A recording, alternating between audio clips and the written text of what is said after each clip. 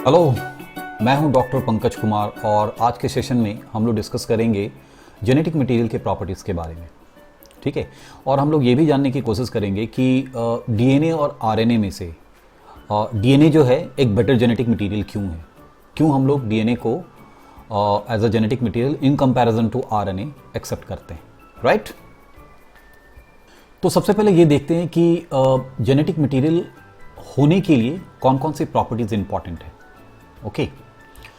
तो पहले तो हमें ये मालूम है कि डीएनए ही जेनेटिक मटेरियल है, ये ऑलरेडी साबित किया जा चुका है by Hershey and Chase experiment. Okay. हालांकि आरएनए भी जेनेटिक मटेरियल होता है, लेकिन एक बात हमेशा ध्यान रखो कि आरएनए तभी जेनेटिक मटेरियल होता है जब डीएनए ना हो, यानी डीएनए के एब्सेंस में ही आरएनए जेनेटिक मटेरियल होता है।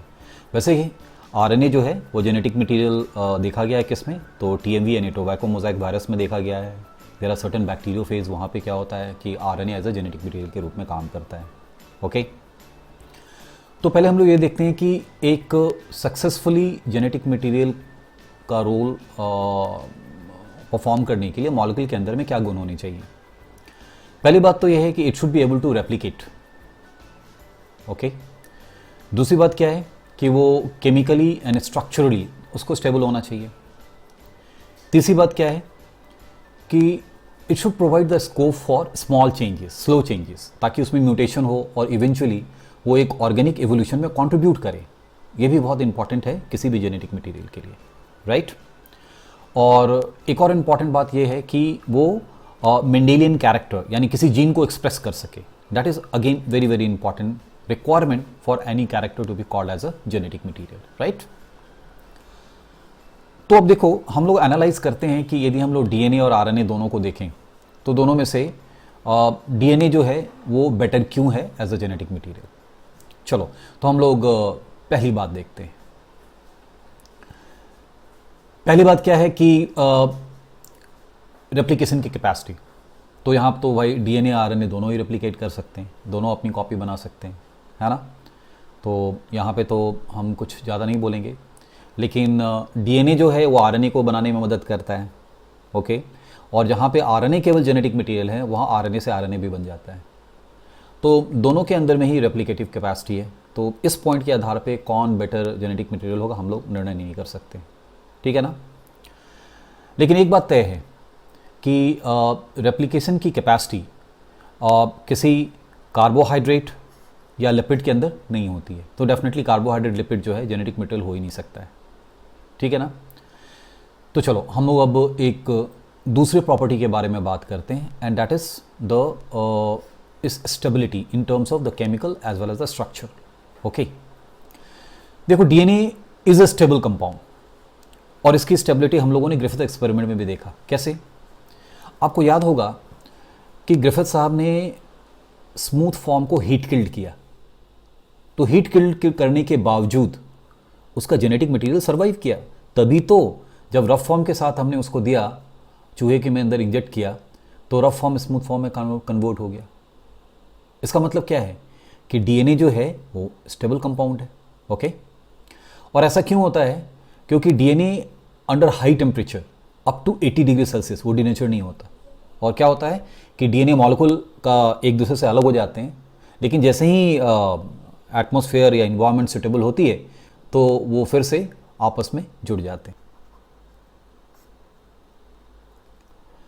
Have a look at this particular diagram. ये एक डीएनए मॉलिक्यूल है और इसको जब हम लोग एक्सट्रीम टेम्परेचर पे जब हम लोग इसको गर्म करते हैं तो ये देखो, ये यहाँ पे ये सेपरेट हो रहा है, ये हाइड्रोजन बॉन्ड ब्रेक हो रहा है, ये सेपरेट हो रहा है और अल्टीमेटली ये सिंगल स्टैंडर्ड में कन्वर्ट हो जाता है। लेकिन यदि यही इसको हम लोग कूल ऑफ करें, ओके, यदि we go for the cooling, then what will happen, both will combine together. Okay. और ये टेक्निक हम लोगों ने पीसीआर में भी देखी है, यानी पॉलीमरेज चेन रिएक्शन में भी इसको हम लोगों ने देखा है। तो इस वजह से हम क्या देखते हैं, DNA is a more stable. But structurally एक और इम्पॉर्टेंट पॉइंट है। क्या होता है, यदि आप आरएनए के स्ट्रक्चर को देखो तो आरएनए में राइबोज होता है और राइबोज के कार्बन नंबर 2 पे एक एडिशनल हाइड्रोक्सिल ग्रुप है और एडिशनल हाइड्रोक्सिल ग्रुप होने के कारण ये आरएनए को क्या करता है, बहुत ही रिएक्टिव बना देता है। Okay, so that's what is not stable. एक और इंपॉर्टेंट चीज है कि आरएनए जो है वो as a catalysis as a catalytic के रूप में भी इस्तेमाल होता है। ओके, सो चूंकि वो एज ए कैटलिस्ट इस्तेमाल होता है तो इसलिए वो काफ़ी रिएक्टेड है। ओके, एक और इम्पॉर्टेंट चीज़ है कि यदि हम लोग आरएनए और डीएनए को कंपेयर करें तो हम डीएनए में क्या देखते हैं, थाइमिन होता है, और आरएनए में क्या होता है, थाइमिन की जगह यूरेसिल होता है। थाइमिन अकेला ऐसा नाइट्रोजनस बेस है जो मिथाइलेटेड है, और मिथाइलेटेड नाइट्रोजनस बेस के कारण थाइमिन जो है वो डीएनए को मोर स्टेबिलिटी देता है in comparison to RNA. So that is why chemically and structurally it is better placed in comparison to RNA, right? Now let's talk about the third important point, and that is the mutation. Okay, again we will go back to the same structure in which at the carbon number 2 they have a hydroxyl group, और ये hydroxyl group होने के कारण क्या होता है कि उसको ईजिली म्यूटेट किया जा सकता है, we can easily mutate it. Okay, लेकिन डीएनए जो है वो ईजिली म्यूटेबल नहीं है। ओके, तो यहाँ पे भी हम लोग देख रहे हैं कि डीएनए के अंदर जो म्यूटेशन की प्रोसेस है वो स्लो है, बट आरएनए ईजिली म्यूटेबल है। आप किसी भी वायरस को देख लो। Okay, even now it is this a corona virus. So in case of corona what happens, it is very the genetic material is made up of RNA, it is easily mutable, right? Had it been the DNA is more stable, then it is not easily mutable. Okay, so that's why the DNA material seems to be better placed as far as the mutation is concerned, right? चलो एक final बात करते हैं, और वो है an ability to express the Mendelian character, or in other words an ability to express the genes.